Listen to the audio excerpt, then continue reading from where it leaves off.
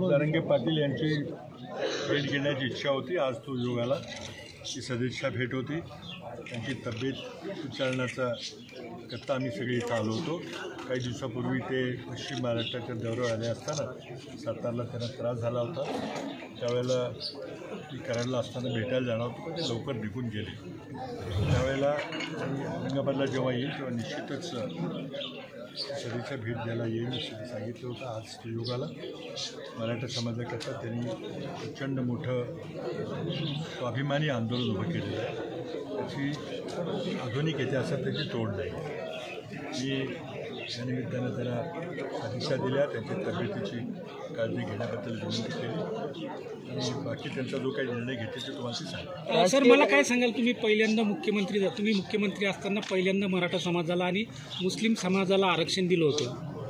आता ही वस्तुस्थिती आहे की 1902 साली शाहू महाराजांनी कोल्हापूर संस्थानामध्ये पहिल्यांदा मराठा समाजाला मागासवर्गामध्ये 50% आरक्षण दिलं. त्यावेळेपासून मराठ्यांची सुप्त इच्छा आहे. आज मंडल आयोग असेल किंवा काका कालेलकर आयोग असेल, त्यांनी महाराष्ट्रामधल्या मराठ्यांना मागास समजण्यामध्ये विरोध केला. परंतु आज कर्नाटकमध्ये मराठा समाज हा ओबीसीमध्ये धरला जातो. मध्य प्रदेशमध्ये मराठा समाज ओबीसी धरला जातो, पण महाराष्ट्रात ते होत नाही. त्यामुळं वेगवेगळ्या प्रकारे आम्ही आरक्षण द्यायचा प्रयत्न केला. सुरुवातीला लोकांचं मत होतं की तुमचे एवढे मुख्यमंत्री आहेत, एवढे कारखानदार आहेत, तुम्हाला कशाला पाहिजे. जेव्हा भूमिहीन शेतमजूर असेल किंवा अल्पभूधारक शेतकरी असेल, त्याची परिस्थिती पाहिजे. आज शिक्षणाच्या खाजगीकरणामुळे शिक्षण घेणं अशक्य झालेलं आहे. त्यामुळं मग लोकांना एक आशेचा किरण वाटतो की बाबा आपण सरकारी नोकरीमध्ये जर आरक्षण आपल्याला मिळालं तर आपल्याला सरकारी नोकरी मिळेल. पण तो महत्त्वाचा निर्णय सरकारला घ्यावा लागेल आणि हा सगळा विचार करून मी मुख्यमंत्री असताना 2010 ते 2014च्या कालखंडामध्ये आम्ही जी तांत्रिक अडचण होती त्या अडचणीवर मार्ग काढून आम्ही जुलै 2014मध्ये मराठा समाजाला 16% आरक्षण दिलं होतं. कायद्यामध्ये तरतूद आहे की जो राज्यातला मागासवर्गीय आयोग आहे त्या आयोगानं मोजणी केली पाहिजे आणि वस्तुस्थिती शोधली पाहिजे. पण आम्ही जेव्हा तत्कालीन मागासवर्गीय आयोगाचे अध्यक्ष न्यायमूर्ती पापट यांना विनंती केली की आपण ती संख्यात्मक माहिती घ्या आणि सरकारी नोकऱ्यामध्ये शिक्षणामध्ये मराठा समाजाची काय परिस्थिती आहे, तेव्हा त्यांनी ते करायला नकार दिला. म्हणजे मराठ्यांना काय आरक्षणाची गरज नाही.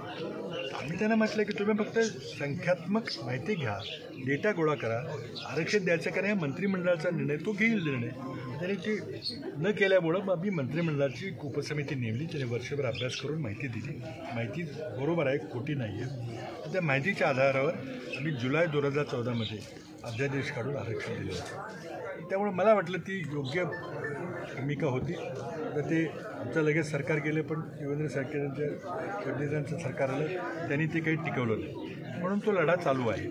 मला एक समाधान आहे की या लढ्याला महाराष्ट्र राज्याची निर्मिती झाल्यानंतर पहिल्यांदा जर कोणी वाचा फोडली असेल तर ते आमच्या आघाडी सरकारने फोडली. पवारसाहेब होते, बरेच मंडळी होते, आत्ता जे मंत्री तिकडे जाऊन बसले ते पण होते. आम्ही सर्वांनी मिळून तो निर्णय घेतला आणि मुस्लिम धर्मीयांना नव्हे तर मुस्लिम समाजातल्या मागासवर्गीयांना शोधून काढून त्यांना 5% आरक्षण दिलं. मला जे मी त्यावेळेला केलं त्याचं मला समाधान आहे. त्यानंतर परिस्थिती चिघळलेली आहे, समाजाला फसवलं गेलं अशी माझी मानसिकता आहे. 2018चा जो कायदा झाला तो अधिकार नसताना, देवेंद्र फडणवीस मुख्यमंत्री असताना त्यांना अधिकार नसताना तो कायदा केला, तो सुप्रीम कोर्टात रद्द झाला. त्यामुळे आता हे आंदोलनाचा मार्ग आहे. जरांगे पाटलांनी प्रचंड मोठं आंदोलन, ऐतिहासिक आंदोलन उभं केलं आणि ते सेल्फलेस आंदोलन, स्वतःच्या हिताकरता स्वार्थाकरता कुठं काही पद मिळावं, काही बोर्ड मिळावं, कमिटी मिळावी, आमदार खासदार म्हणून नव्हे, म्हणून लोक इतक्या मोठ्या संख्येने तिथं मागू घ्या. जरांगे पाटलांच्या ज्या मागण्या आहेत, सगळ्या सोयऱ्या असतील, गॅजेट असतील, या मागण्यावर सरकारही विचार करत नाही आणि विरोधी पक्षही भूमिका स्पष्ट करत मी नाही. बघा, आम्हाला 2 वेळेला एकनाथ शिंदे यांनी मीटिंगला बोलवलं. त्यावेळेला अशोक चव्हाण होते आमच्याबरोबर, बाळासाहेब थोरात होते, नाना पटोले होते. ते गेले, आम्ही आमची भूमिका स्पष्टपणे मांडली. नुसतं मीटिंगचं जर गाठगाठ करणार असेल तर आम्ही आमची भूमिका मांडली. आता सरकार म्हणून तुम्ही निर्णय घ्या. आम्ही तुम्हाला पाठिंबा द्यायचा निर्णय घेतला. आम्हाला मराठा समाजाला आरक्षण द्या अशी मागणी आहे. चर्चा नका करू, मागणी मान्य करा. आणि तुम्ही वाशीला जे त्यांना आश्वासन दिलं, ज्यामुळं त्यांचं समाधान झालं, गुलाल उधळला. तुम्ही टीव्हीला सांगितलं की आमचा प्रश्न मिटला. काय आश्वासन दिलं आम्हाला सांगितलं नाही. तुम्ही जे आश्वासन दिलं ते तुम्ही पूर्ण केलं नाही, म्हणून त्यांनी पुन्हा आरक्षणावर बसले, पुन्हा उपोषणाला बसलेले. म्हणून ही एक फक्त त्यांची तब्येतची विचारपूस करण्याकरता होती. मी राजकारण बिलकुल चर्चा केली नाही. मध्ये कोणतीही चर्चा झाली नाही.